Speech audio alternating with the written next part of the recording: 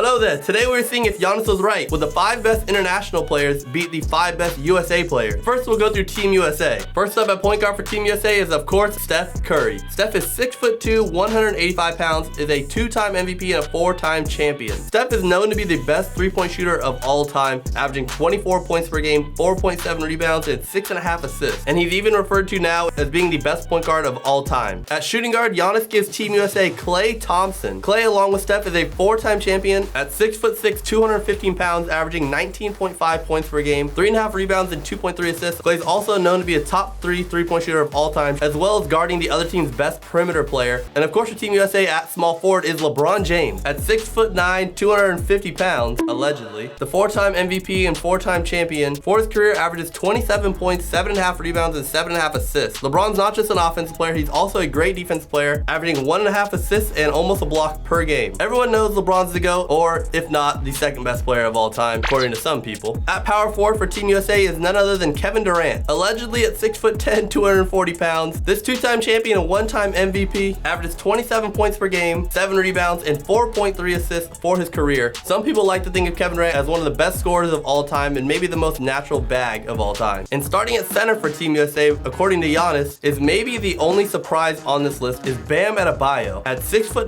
255 pounds, he is a little bit of an undersized center, but he is very mobile and very good on defense, averaging 13.7 points per game, 8.3 rebounds, and 3.5 assists, while also chipping in a block and a steal each game. Bam has helped anchor the Heat's defense over the past 5 or 6 years, and he is one of the best young centers in the game, but to be Team USA starting center, that might be a bit of a reach. In all fairness, this squad is insane. On 2K, Steph's at 96, Klay's at 83, LeBron's at 96, Kevin Durant's at 96, and Bam's at 87, so this team is no joke. Now hopping over to Giannis' team, the international team, starting at point guard, no surprise, is Luka Doncic. At 6'7", 230 pounds, Luka's the only person to put up numbers comparable to LeBron James, especially this early in his career, averaging 26.7 points per game, 8.6 rebounds, and 8 assists. Luka does it all for Dallas, and he is truly one of the most valuable players in the world. And Giannis shocked a lot of people on Twitter with his selection for shooting guard for the international team with Evan Fournier. Yes, you heard that right, Evan Fournier of the New York Knicks. Evan Fournier is 6'7", 205 pounds, and he's known as a 3-and-D player. Maybe his game's a little bit better internationally, but in the NBA, he's not really that great. He averages 14 points a game, 2.7 rebounds, and 2.6 assists. And of course, at small forward, Giannis has himself. At 7 feet, 242 pounds, this 2-time MVP, 1-time champion, and 1-time Defensive Player of the Year averages just 22 points per game for his career. He averages 9.5 rebounds and 4.5 assists per game over his career, also adding 1.2 steals and 1.2 blocks per game. And at power forward, kind of a surprise, but not really. He's too good to leave off the team, so you gotta make a spot for him.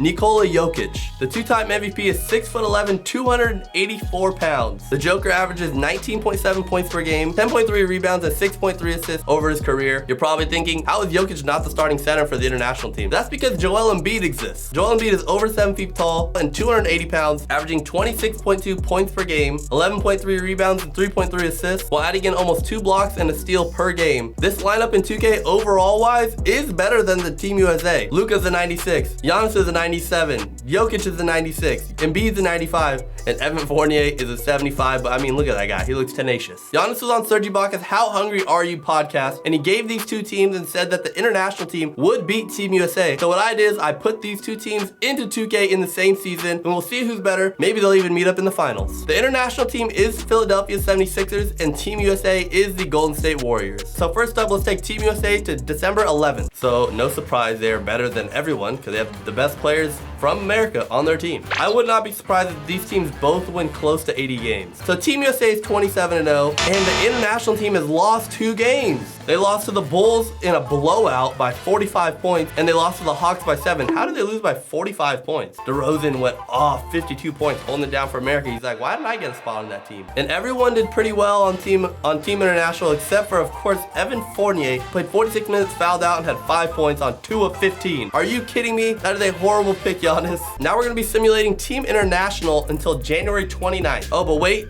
we have a game right here, a head-to-head matchup.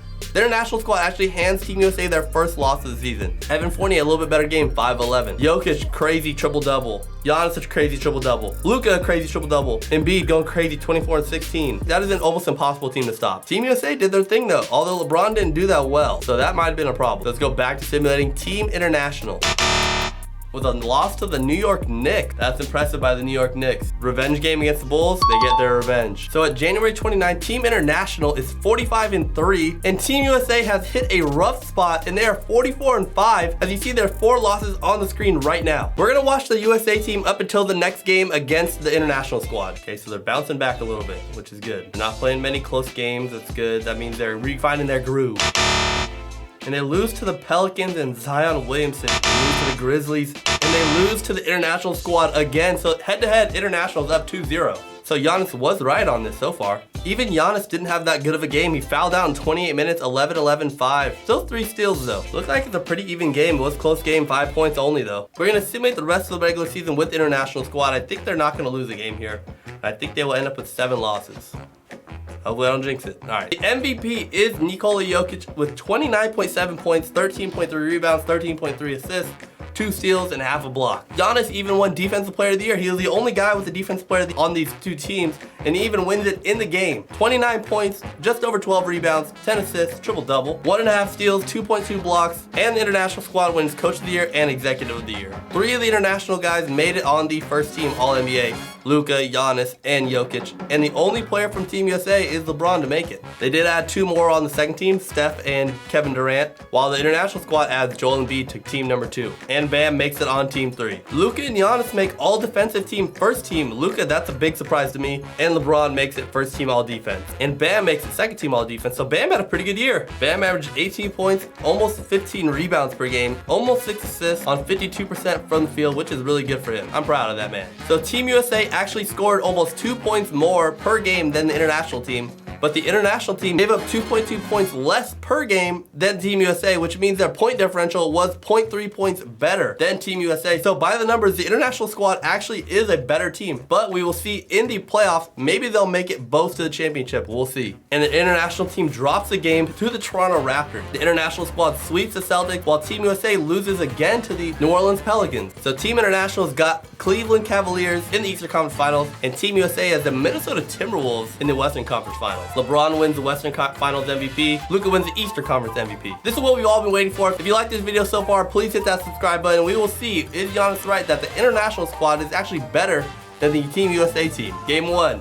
International squad in a 13-point win, and Joel Embiid was 6 of 16 and they still won. Evan Fournier dropping 24 points on Team USA. Game 2, Team USA evens it up at 1-1. Even though with the big game from Luka, Kevin Durant, Steph Curry, and LeBron James, too much to handle, and they win by 7 points. Game 3, Team USA takes it again in a 19-point victory. Big games from everybody. Even Klay Thompson did all right, 17 points. Jokic in foul trouble, that's tough to overcome. Game 4, and Team USA takes Game 4 with great games from everybody. Even Bam had a triple-double and 3 steals and 4 blocks. That is a great game, especially from your 5th best player. Evan Fournier, your 5th best player, shooting 2 of 17. You shouldn't even shoot the ball 10 times, and you're shooting it 17 times. That is insane. He might lose the series for them.